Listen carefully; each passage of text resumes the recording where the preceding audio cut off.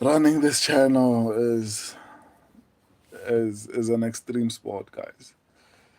This is not easy, man. I didn't actually think I would be able to stream today, but I need to be consistent. Even though my streaming times are not as consistent as I would like them for them to be, apologize, but I'm working on getting you better quality for streams, guys. You see, I got the 4K, so working on better things. Um, that sounded weird. Working on getting you better things. Yeah, that sounds a little bit better. Um, Robert, okay. Marcin Tybura versus Ante Delija. Hopefully I clicked on the right fight. I'm so disorientated. I wouldn't be surprised if I somehow click on the wrong fight, which is kind of sad. But yeah, it is what it is. So, what's his name? Marcin Tybura versus Ante Delija. You know, the UFC fighters have been doing really well recently. You know, a lot of prospects have been derailed, which speaks to the level of the UFC. You know, not everyone can come into the UFC and have success, right? But heavyweight is a different story. We've seen there's this guy who came in. I think he was fighting in one championship, and the guy came in and just gave Curtis Blades, who I felt like was one of the most talented fighters to never hold a belt inside the UFC, right? And he almost beat him. So it doesn't feel like heavyweight matches up well with the rest of the UFC, for lack of a better word. So in this particular fight, I guess, man, I feel like Marcin Tybura definitely should win this fight. I don't like the fact that he is pushing 40, especially because I feel like, man, this is a little bit more challenging. So Marcin Tybura is 39. But it's not like Antelija. What's his name? Delija. Ante Delija. It's not like Ante Delija is a spring chicken. He's also like 35, and being a 35-year-old prospect, I think his prime is already gone. I don't think he's going to be able to have any sort of success, especially because outside the UFC he wasn't doing that great. I mean, okay, he was doing decently, but I mean, he lost his fight. Um, he's on a one fight win streak. I mean, he was fighting in the PFL. Bellator and PFL guys have not historically performed well. You know, FJ's Hooper. What's up, Uncle? What up, my guy? I'm sorry I'm late, man, but look, I got a camera for streaming, so I'm working on some dope things for you guys. So it might take a bit of time. Maybe by next week I will have set up everything. But for now, I'll continue streaming with my cell phone. But I'm working on making the viewing experience a little bit better for you guys. All that's left right now is actually a microphone. Nice, yeah. Thank you, my guy. So all that's left right now is a microphone. But um, apart from that, I think the viewing experience is going to be exceptional. So back to Ante Delija and Marcin Tybura. I don't like how heavyweights have performed against the prospects. I feel like are the only ones who are busy basically allowing prospects who shouldn't be prospects to be prospects. I mean, what's his name? Waldo Cortez Acosta almost became a title contender. That speaks to the low level of talent in the heavyweight division. F Chase Hooper, I think this will be a mid as fight though. Highly possible, highly possible. But I don't like the fact that Ante Delija is a 35-year-old prospect, you know, and he's coming in from the PFL. If he was coming in from what do you call it, one championship, I'd be worried. One championship has been producing pretty decent fighters who have done really well inside the UFC. You know, okay, maybe I'm speaking in plural. The one guy who comes to mind right now is obviously Rene Derrida. He came into the UFC and he's been performing really well. Obviously, we're talking about a former two division champion, one championship, two division champion. So it doesn't mean everyone who comes from one is going to have success.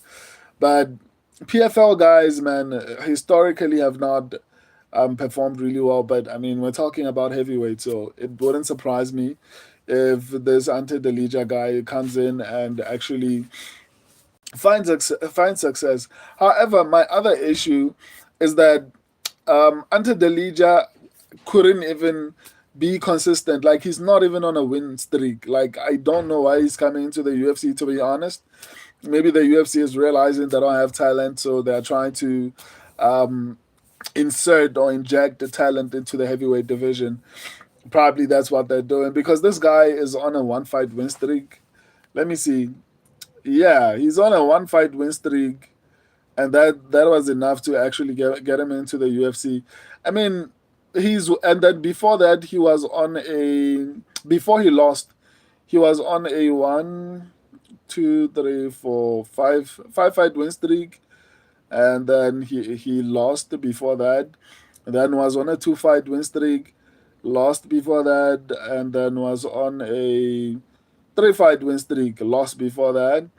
So I mean, if you're losing this much, if you're losing this much, Shoshot McGee, the 40-year-old, it's 2025.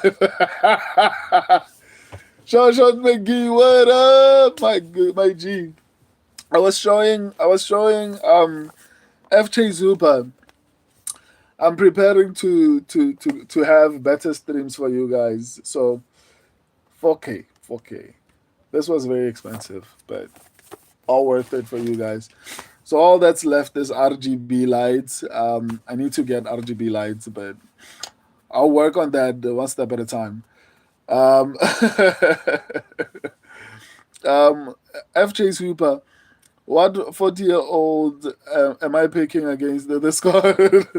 I mean, it's okay, Marcin Tybura is 39, so basically 40. FJ Super, Unk Magic. I mean, like I said, I would be a little bit worried if what's his name, Ante Delija was a little bit more consistent. But he hasn't been consistent even in the PFL. Like, how do I expect him to be consistent in the UFC? And he's facing someone who's actually been able to turn back a couple of prospects. And Ante Delija, I mean, okay, he has a pretty decent finishing ability, 72% finishing rate, but I mean, it's outside the UFC and he's been inconsistent. It's hard for me to have any type of confidence in someone. Like, if you are elite outside the UFC, you need to lose maybe one or two, not more than that. Like, if you keep on going on a streak, losing, I mean, I don't feel like you're UFC level. So yeah, I feel like Marcin Tybura definitely should win this one. But I mean, like I said, prospects have been doing really a trashy performance, or rather, a trashy job. And this guy's a 35-year-old prospect. I don't see him doing any better. Um, I don't know. I don't think he's that great. I don't see anything special. I'm still confused why he's being signed on a one fight win streak, all because he got a finish in his last fight. But the fight before that he lost. And he's been very inconsistent. So I keep on repeating myself. But yeah, I think that's the main reason why I'm not even going to entertain picking him. My subscribers and I are going with Marcin Tybura. I think he should actually win this fight. I think he's better. Hopefully he doesn't disappoint us like Curtis Blades almost did and humiliate. Like imagine if Ante Delija wins. I still can't get over the fact that Waldo Cortez Acosta is a prospect in the heavyweight division. It's so insane. If I was a lightweight, guys, I would honestly make sure I move up, man. I would honestly make sure I move up, I bulk up, and I try my level best to actually get into the top 10. Because obviously, outside, maybe you might face someone who's actually pretty decent. But with people like Waldo Cortez Acosta in the top 10 of the heavyweight division, I feel like Walter Walker is going to be a champion at some point. A heavyweight is trash at this point. Anyway, that's basically my 2 cents on this particular fight. I think Marcin Tybura should win this fight. I don't like the age thing, but I mean, recently age hasn't mattered. Plus, in the UFC, historically, it doesn't really matter. Even if you are like a 40-year-old, you can still become a champion. Um, uh, Shoshot McGee, Unk on the come up. Yeah, man. I haven't installed everything. Shoshot McGee, Unk in 4K. Not yet. This is not 4K. 4K is gonna be nice, guys. I'm going to adjust to some few things. Plus, I've always wanted to have a camera that I can adjust certain things. So um, you'll see the difference. This is not like nice. This is just me using a cell phone. When the 4K comes, you'll see the difference. Believe me. Um, FJ Super Pitbull versus Keita cancelled. Did you see? I saw it somewhere in the comment section. While Ricky Tedesco was busy saying I'm wrong. Ricky Tedesco is a number one fan of this channel, but for some reason he feels like he needs to hate. Like he's always on every single video, and he's hating. I'm not mad at it though. Anyway, FJ Hooper, Keita, the fan, Pentagon.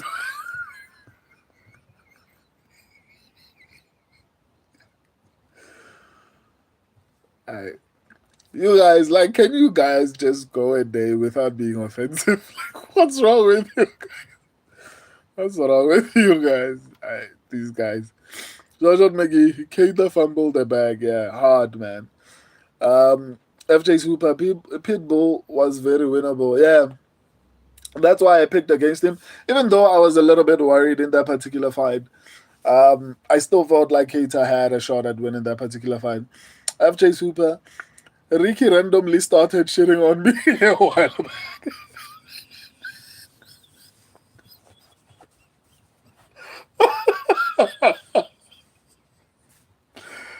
I'm sorry, my guy. Maybe I should start responding so that like his vengeance. I don't know what's the vitriol. Yeah, his vitriol can come back to me. I feel like because I'm not responding, there's so many things happening on the channel. It's hard to respond, man. But I'll try to respond so that he doesn't direct his energy to other people on the channel. I think Tedesco is a fan of the channel, just that I feel like he just wants to hate for no reason. And I'm good with it. It's fine. But I apologize for him just coming after you. My God. It happens to me a lot.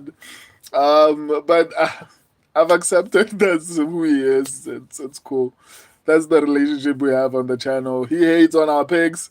When we get them right, he doesn't say anything, and then he comes back the following week and is like, "Yeah, you suck, guys."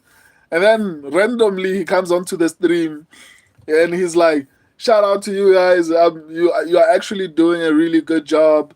I'm not hating or anything like that." And then he's going to come back in the comment section and call us casuals.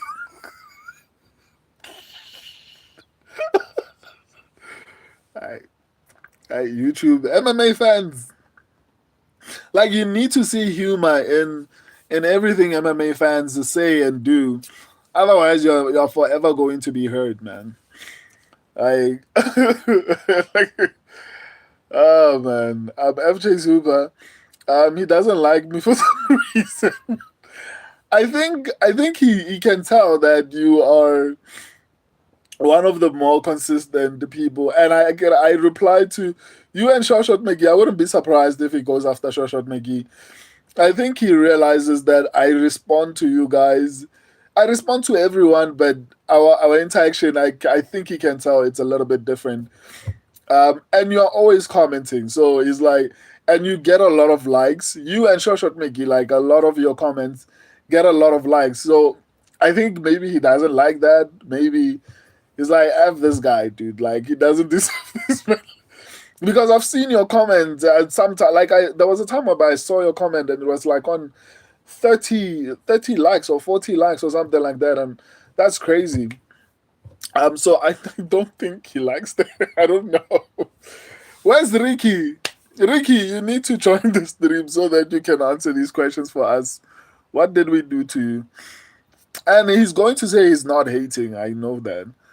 FJ Super, I don't know his overall picks, but whenever he tells you you're wrong, you were actually wrong. Not always though. Like a lot of the time, or sometimes, like he gets whenever he's wrong. The thing is, I see all his comments. Some of them he is right, but not all the time. And then whenever he's wrong, he doesn't come back and say, "Oh, my bad." He just waits. He takes a week off, and then he's going to come back after a week. Like if, for example, this week, all my picks, all the things that he said were wrong, I was actually right. The following week, he's not gonna come back. He's gonna wait maybe a week, and then he's gonna come back after that week. FJ Super, I'm not kidding. What do you mean, dude? Um, he must just leave likes on videos with pics he agrees with. Yeah, probably. I'm sure John McGee, he made fun of the Johnny Pig.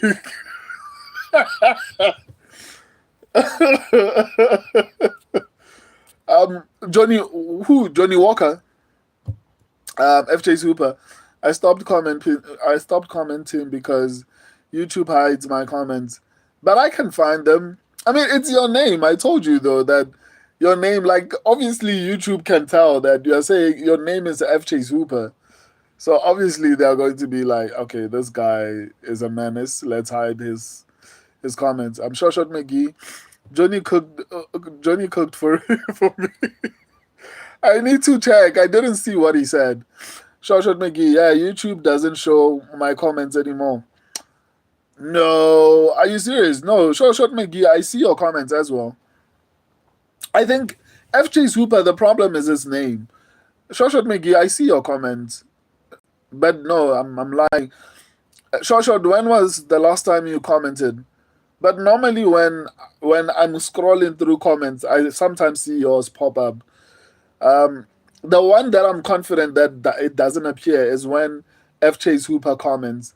I have to remove filters, like automatically YouTube filters his comments. It doesn't even if he's saying something nice. It's because of his name. Um, FJ Hooper. Johnny was a nice call, to be honest. Yeah, 100%. FJ Super, I thought his chin was gone and Zhang would find it. Me too, but like I said, and that's the thing about predictions. Um, Sometimes even if I feel like this guy's going to win, I can't really pick them because of the strategies that I'm using. And sometimes you go with that and then you end up getting 3 picks right. And you're like, yeah, I got Johnny Walker, but sure, cool, but like you only got 4 fights correct. So for me, it doesn't make sense. That's why I do the upsets predictions so that a bit of my old strategy is still intact. And if maybe you want those kind of like that analysis, it's still able to pinpoint like proper or quality underdogs, right?